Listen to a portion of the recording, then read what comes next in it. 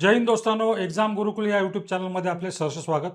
मित्रांनो, गणित विषयातील एक अतिशय महत्त्वपूर्ण घटक आहे जो की आहे सरळ व्याज, म्हणजेच ज्याला इंग्लिशमध्ये म्हणतो आपण सिम्पल इंटरेस्ट. तर या टॉपिकवरती आपण आज व्हिडिओ घेऊन आलेलो आहोत. व्हिडिओची लेंथ शॉर्ट ठेवावी यासाठी वेगवेगळ्या टाईप्सच्या माध्यमातून आपण ही सिरीज जी आहे ती कंप्लीट करणार आहोत. तर दोस्तांनो, सरळ व्याज टाईप 1चे प्रश्न आपल्यासमोर आणलेले आहेत. पण सुरू करण्या अगोदर आपल्याला सरळ व्याजाबद्दल काही माहिती असणं अत्यावश्यक आहे. आता कोणकोणते महत्त्वाचे मुद्दे आहेत दोस्तांनो? सर्वप्रथम आपल्याला लक्षात ठेवायचं आहे की सरळ व्याज फक्त मुद्दलावरती मिळणारे व्याज होय. फाईन. म्हणजे जी मुद्दल असती, ज्याला आपण प्रिन्सिपल रक्कम म्हणतो, त्याच्यावरती मिळणारं जे व्याज असतं त्याला आपण सरळ व्याज म्हणतो. नंतर दुसरा जो महत्त्वाचा मुद्दा आहे, या व्याजामध्ये दरवर्षी एकसारखेच व्याज मिळते. म्हणजेच दोस्तांनो, व्याजावरती व्याज आकारले जात नाही, म्हणजे चक्रवाढ व्याज आपल्याला याच्यावरती मिळत नाही. नंतर पुढचा मुद्दा पाहायचा आहे, व्याजाचा दर हा प्रति 100 असतो आणि व्याजाचा दर दसा दशे दर साल दर शेकडा असतो. नंतर दोस्तांनो, हा एक अतिशय महत्त्वाचा मुद्दा आहे. मुदत ही नेहमी वर्षातच असावी साधारणतः, पण कधी कधी आपल्याला गणितामध्ये दिवसामध्ये मुदत देतात किंवा महिन्यामध्ये देतात, तेव्हा मग आपल्याला काय फेरफार करावा लागतो. जर मुदत वर्षात नसेल आणि जर महिन्यात असेल तर त्या महिन्याला आपल्याला 12ने भागावं लागतं आणि मुदत जर दिवसात दिलेली असेल तर त्या दिवसाला आपल्याला 365ने भागावं लागतं. तेव्हा आपलं उत्तर जे आहे ते अचूक येतं. नंतर दोस्तांनो, पुढचा मुद्दा जो आहे तो आहे व्याज हे भांडवलावरती मिळते, म्हणजे जे प्रिन्सिपल असतं त्याच्यावरती मिळते. नंतर व्याजाने जी रक्कम घेतली जाते त्याला काय म्हणतात? मुद्दल म्हणतात. आणि सरते शेवटी व्याज ज्या दराने आकारले जाते त्याला काय म्हणतात दोस्तांनो? दर. आता एका फॉर्म्युलावरती सगळा खेळ जो आहे या टॉपिकचा आहे. आता पी म्हणजे काय दोस्तांनो? मुद्दल, ज्याला इंग्लिशमध्ये म्हणतो आपण काय? प्रिन्सिपल. नंतर एन म्हणजे काय दोस्तांनो? मुदत, नंबर ऑफ इयर्स. आता इथं इयर्सच्या जागी दिवस पण असू शकतं, महिने पण असू शकतात. आर म्हणजे दोस्तांनो काय? दर. दर म्हणजे काय? रेट. आणि एस आय म्हणजे काय असणार? सरळ व्याज. आता सरळ व्याजाचा जो फॉर्म्युला आहे तो आहे सरळ व्याज बरोबर मुद्दल गुणिले मुदत गुणिले दर अपॉन 100. थोडक्यात simple interest is equal to PNR upon 100. आता हा फॉर्म्युला आपल्या डोळ्यासमोर असल्या कारणाने आपल्याला सर्व प्रश्न जे आहेत ते इझिली सोडवता येणार आहेत. तर दोस्तांनो, आपल्याला पाहायचा आहे पहिला प्रश्न. पहिला प्रश्न आपल्या स्क्रीनवरती आहे. दसा दशे 10 दरांनी 1000 रुपयांचे 2 वर्षाचे सरळ व्याज किती? अशा टाईपचा प्रश्न विचारलेला आहे. आता प्रश्नात ज्या ज्या किमती दिलेल्या आहेत या कसल्या किमती आहेत हे सर्वप्रथम आपण मांडून घेऊया. दोस्तांनो, सर्वप्रथम मला पाहायचं आहे मुद्दल. आता मुद्दल किती रुपयाची आहे? ती आहे 1000 रुपयाची. मुद्दलीला आपण काय म्हणतो? प्रिन्सिपल. प्रिन्सिपल जे आहे ते आहे 1000 रुपयाचं. नंतर दोस्तांनो, मुदत. मुदत किती वर्षाची आहे? तर ती आहे 2 वर्षाची. आणि मुदतीला आपण काय वापरतो? लेटर, ते वापरतो एन. ही 2 वर्षाची मुदत आहे. आणि सरते शेवटी जो दर दिलेला आहे तो दिलेला आहे दसा दशे. आता दर जो आहे त्याला आपण लिहितो काय? आर.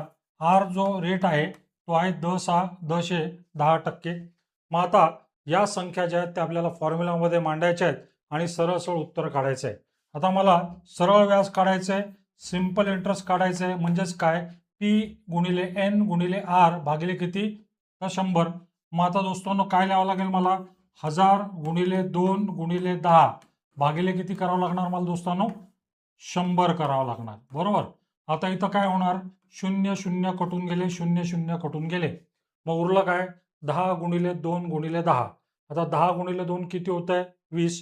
आणि 20 गुणिले 10 किती होत आहे? तर 200. तर मित्रांनो, जे काही सरळ व्याज जे असणार आहे ते जे प्राप्त होणारे ते होणारे पर्याय कितवा? दुसरा पर्याय. म्हणजे किती रुपये? 200 रुपये. मग दोस्तांनो, पुढचा प्रश्न पाहायचा आपल्याला. परत एकदा प्रश्नाचं नीट ऑब्झर्वेशन करायचंय. दसा दशे किती दराने, आता इथं पहा, किती दराने 2 वर्षाचे 8000 रुपयांचे सरळ व्याज 480 रुपये होईल. आता दोस्तांनो, त्यांनी आपल्याला सरळ व्याज देऊन टाकलेलं आहे. किती दिलेलं आहे? 480. म्हणजे मी एस आय सिंपल इंटरेस्ट म्हणजे सरळ व्याज किती आहे ते मांडून टाकणार. किती? 480. बरोबर. आता इथं मुद्दल दिलेली आहे का? तर येस, मुद्दल दिलेली आहे. ती किती रुपयाची आहे? ती आहे 8000 रुपयाची. मुद्दलीला आपण कोणतं लेटर वापरतो, ते वापरतो आपण पी. 8,000 रुपयाची मुद्दल दिलेली आहे. मग दोस्तांनो, यांनी आपल्याला मुदत दिलेली आहे का? तर येस. किती वर्षाची मुदत आहे? 2 वर्षाची.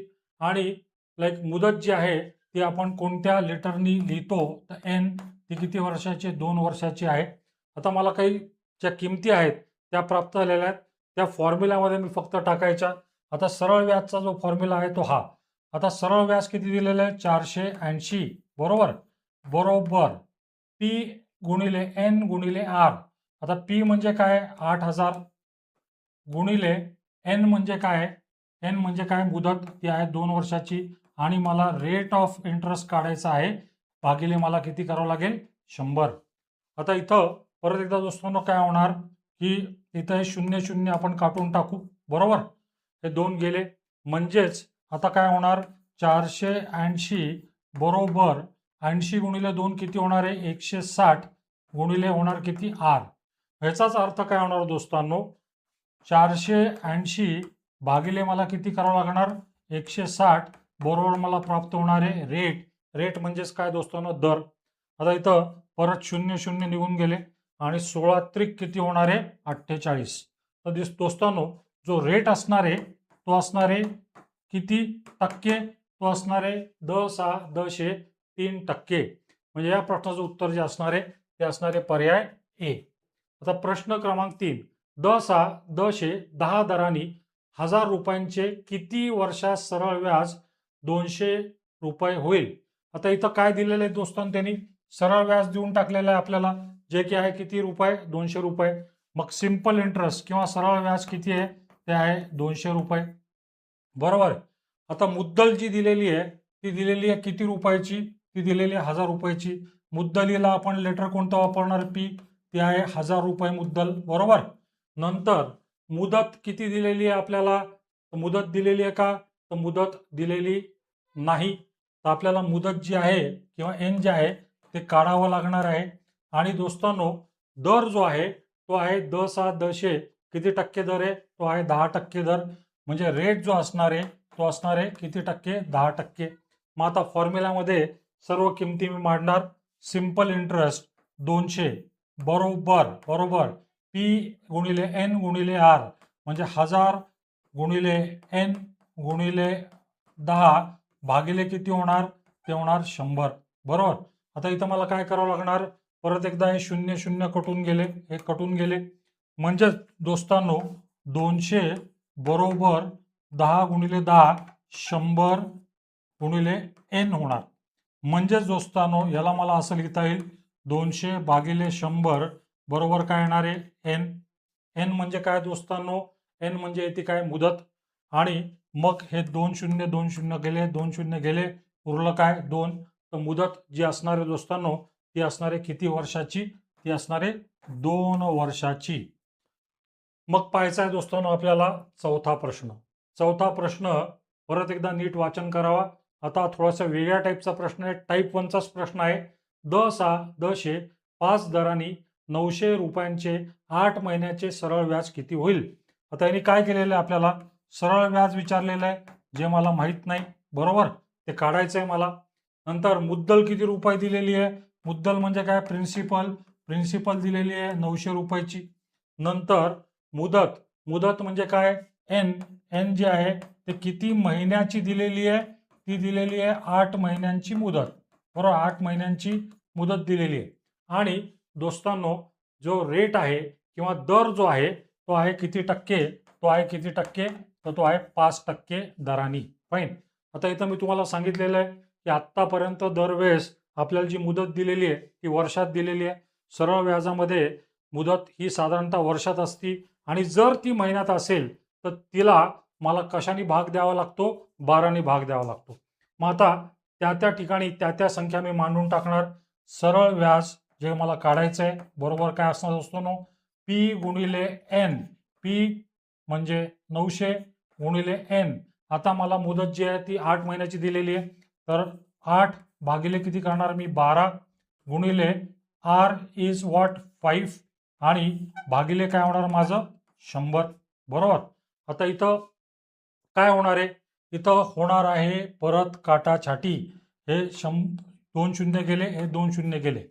म्हणजेच दोस्तांनो इथं आता मला काय सोडावं लागणार, प्रश्नचिन्ह बरोबर 9 गुणिले 8/12 गुणिले किती 5. बरोबर. आता मी भागाकार करणार. भागाकार केल्यानंतर मला जाणवत आहे की 3 त्रिक 9, 3 चौक 12. ठीक आहे. नंतर 4 एक 4, 4 दुने 8. म्हणजे थोडक्यात मला 3 गुणिले 2 गुणिले 5 या तिन्ही संख्यांचा गुणाकार करावा लागणार आहे. मग तो किती येणार, 3 गुणिले 2 गुणिले 5, 3 दुने 6 आणि 6 पाची किती होणार 30 रुपये. तर निश्चितपणे या प्रश्नाचे जे उत्तर असणार आहे किंवा मला जे काही सरळ व्याज किती प्राप्त होणार आहे, जो प्रश्न विचारलेला आहे ते प्राप्त होणार आहे 30 रुपयाचं. मग पुढचा प्रश्न दोस्तांनो आणि शेवटचा प्रश्न, 7 दरांनी किती रुपयांचे 3 वर्षात सरळ व्याज 210 रुपये होईल. फाईन. आता सरळ व्याज देऊन टाकलेलं त्यांनी. सिंपल इंटरेस्ट किती दिलेला आहे, तो दिलेला आहे 210 रुपये, जो आपल्याला इथं पाहायला मिळतो. मग दोस्तांनो फॉर्म्युल्याप्रमाणे प्रिन्सिपल जे आहे, प्रिन्सिपल ते मला माहीत नाही.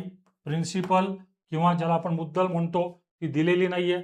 नंतर मुदत दिलेली आहे का दोस्तांनो त्यांनी, तर येस एन दिलेलं आहे. एन म्हणजे मुदत, आणि मुदत किती वर्षाची आहे, ती आहे 3 वर्षाची मुदत आहे. आणि दोस्तांनो जो रेट आहे किंवा जो दर आहे तो 10 किती टक्के आहे, 60% आहे. आणि मग मला मुद्दल जी आहे ती काढावी लागेल. आता दोस्तांनो फॉर्म्युल्यामध्ये सर्व गोष्टी मी फिट करून टाकणार. सिंपल इंटरेस्ट किंवा सरळ व्याज बरोबर किती आहे 210.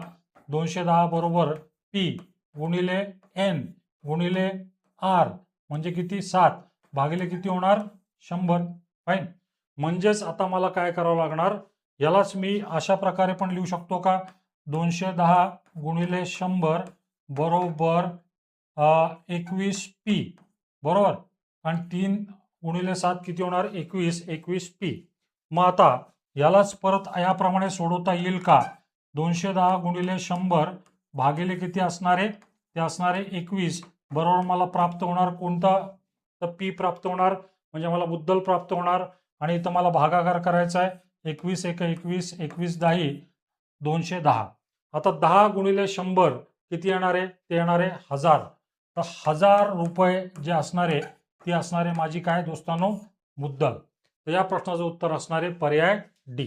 तर दोस्तांनो आपल्याला जर व्हिडिओ लेक्चर आवडला असेल तर निश्चितपणे काय करणार आपण लाईक पण करा, आपण शेअर पण करा आणि आपण सबस्क्राईब पण करा. धन्यवाद दोस्तांनो.